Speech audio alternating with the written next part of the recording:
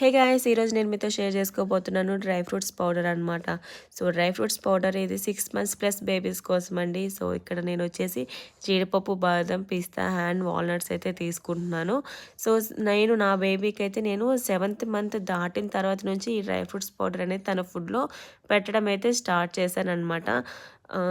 ఈ పౌడర్ వల్ల మన పిల్లలకి బోన్ వెయిట్ కానీ లేకపోతే వెయిట్ గెయిన్ అవ్వడానికి చాలా హెల్ప్ఫుల్ అవుతుంది అండ్ చాలా స్ట్రాంగ్ అవుతారనమాట. సో ఇక్కడ ఇవి మొత్తాన్ని ఒక్కొక్కటిగా అన్నీ ఒక 5 minutes లో ఫ్లేమ్లో వేయించుకోవాలి. వేయించుకున్న తర్వాత మిక్సీ పట్టేసుకోవాలి.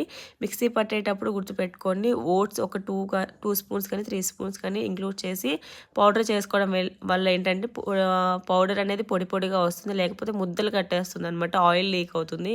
సో అలా ఆయిల్ లీక్ అవ్వకుండా ఉండడం కోసం ఒక 2 to 3 tablespoons ఓట్స్ కూడా ఇంక్లూడ్ చేసేసుకోండి.